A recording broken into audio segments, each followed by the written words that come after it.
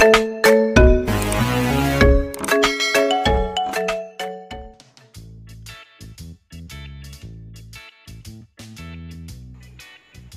Swastiastu.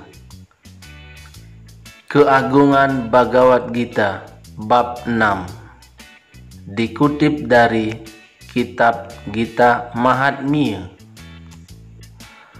Tuhan Sri Wisnu berkata, "Kini aku akan menceritakan kepadamu keagungan bab 6 Srimad Bhagavad Gita. Siapapun yang mendengarkan urian ini akan dibebaskan dari dunia material." Di tepi sungai Godavari ada sebuah kota yang indah yang bernama Prastishtapur. Di sanalah aku masyhur dikenal sebagai Pit Palace. Di kota itu ada seorang raja, Janasruti namanya. Raja ini sangat dicintai oleh rakyatnya. Sifat baik raja banyak sekali. Setiap hari sang raja menggelar korban api suci yang begitu megah dan besar, sehingga asapnya mencapai Nanda Nawana,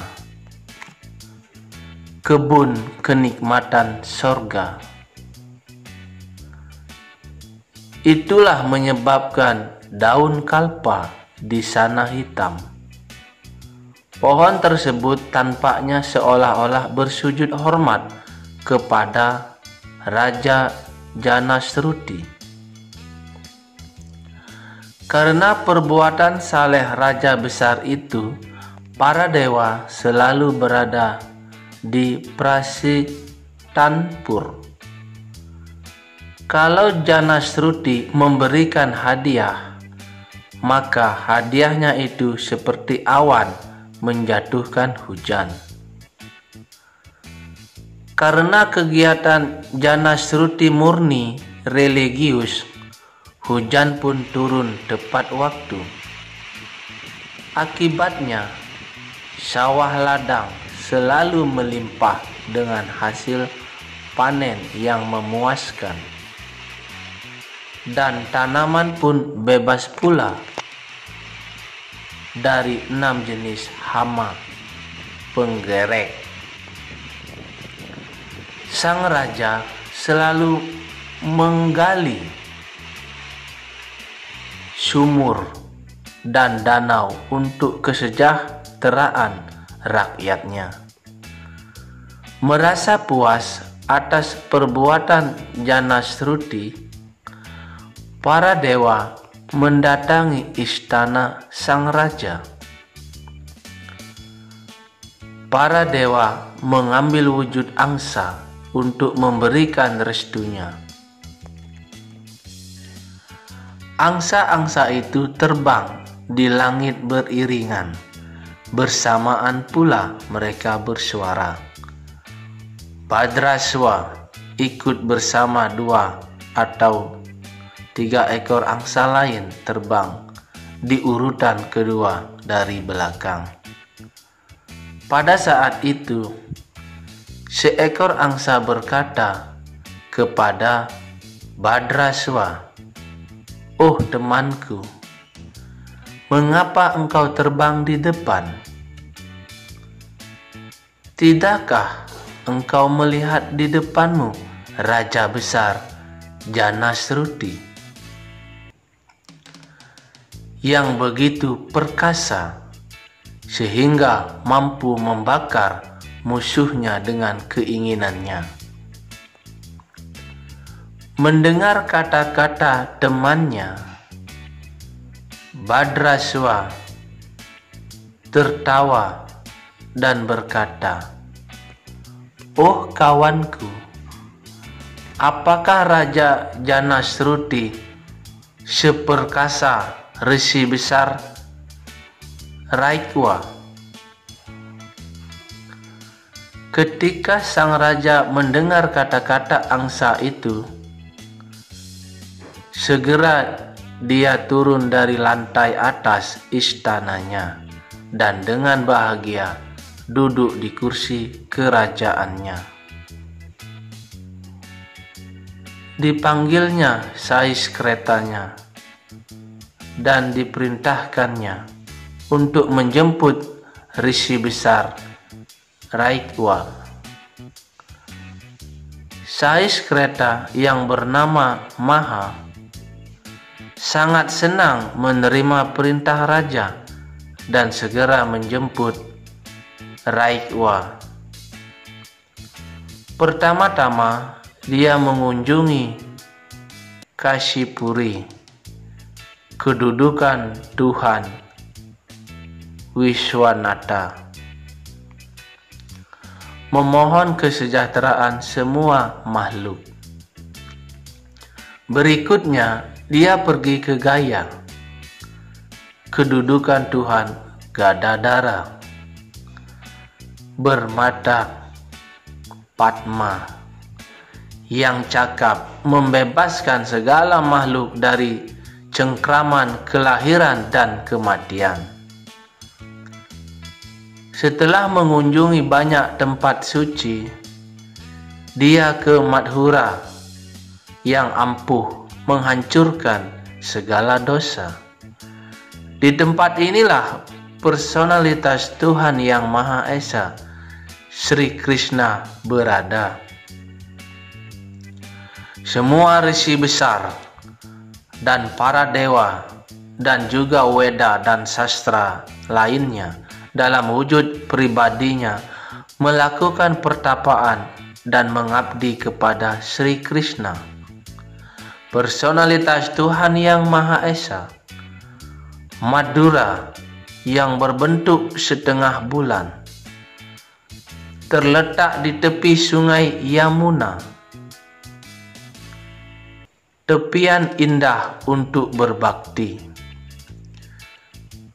Di kawasan itu pula lah berdiri bukit Gorwadana, menambah kemuliaan dan keagungan Madura Mandala seperti sebuah permata besar di sebuah mahkota.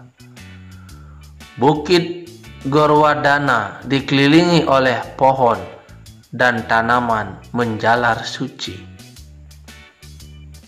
Di sana pula terdapat 12 hutan suci yang mengelilingi Madura. Di sanalah Tuhan Krishna bercengkrama dalam perjalanan spiritualnya. Setelah meninggalkan Madura, Maha mengunjungi daerah barat dan kemudian ke utara. Pada suatu hari, dia mengunjungi kota Kashmir yang menyajikan istana putih cemerlang dan sangat besar. Di tempat itulah semua orang, termasuk yang tolol, pun kelihatan cantik seperti dewa, karena kenyataan banyaknya upakara api yang terus-menerus dilakukan.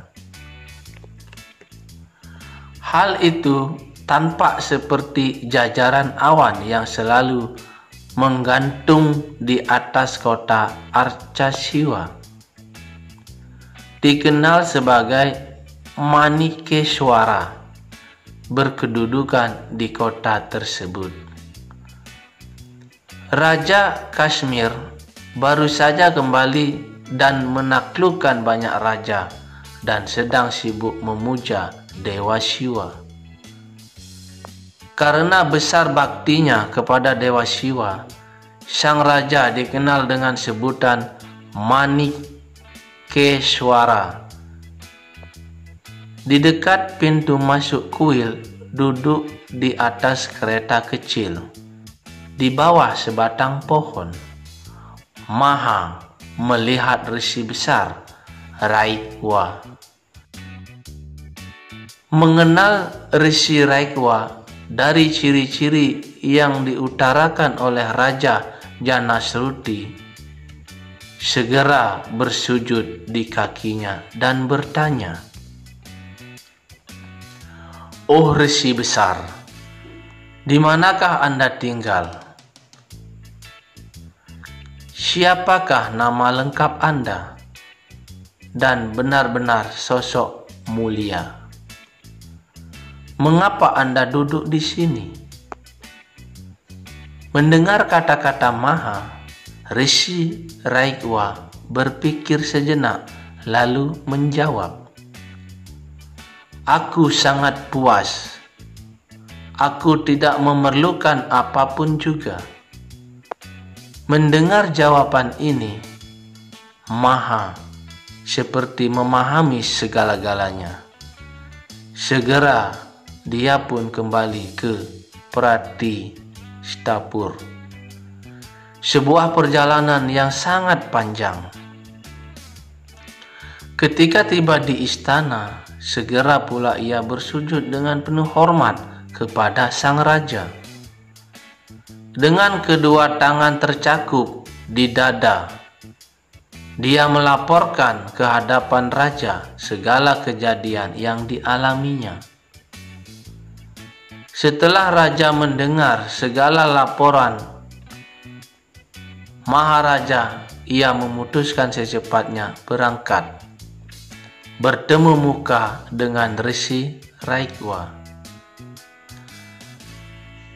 Dengan mengendarai kereta yang indah, dengan banyak hadiah berharga, raja berangkat ke Kashmir. Setelah mencapai tempat itu, tempat tinggal Resi Raikwa, raja bersujud di depan kaki sang resi dengan menyuguhkan sutra mahal dan permata, khusus dibawa raja untuk Resi Raikwa. Resi Raikwa sangat marah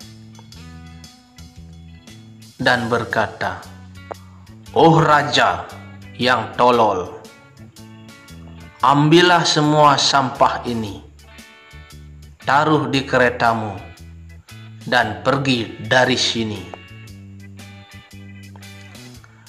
Dengan sangat hormat, sang raja bersujud di depan kaki Resi Raikwa, memohon ampun, memohon karunia. Raja bertanya kepada Resi Raikwa, "Oh sang resi yang mulia, bagaimana caranya Anda memperoleh sifat ketidakterikatan tinggi seperti ini, serta sangat bakti kepada Tuhan Sri Krishna?" Puas atas sikap rendah hati sang raja, Resi Raikwa menjawab, "Setiap hari ucapkanlah bab 6 Srimad Bhagavad Gita." Setelah itu, Raja Janasruti mendengar bab 6 Srimad Bhagavad Gita dari Resi Raikwa. Sejak saat itu, setiap hari sang raja sibuk mengucapkan bab 6 Srimad Bhagavad Gita, dan pada waktunya datanglah sebuah pesawat udara bunga menjemputnya ke dunia rohani, yaitu ke Waikunta. Sang resi besar yang setiap hari mengucapkan bab 6 Srimad Bhagavad Gita berangkat ke dunia rohani Waikunta. Disitulah sang resi dia sibuk berbakti ke kaki Padma Sri Wisnu, personalitas Tuhan Yang Maha Esa. Siapapun yang mengucapkan bab 6 Srimad Bhagavad Gita akan segera pula mencapai cinta bakti kepada Tuhan Wisnu, dan hal ini tidak dapat diragukan lagi.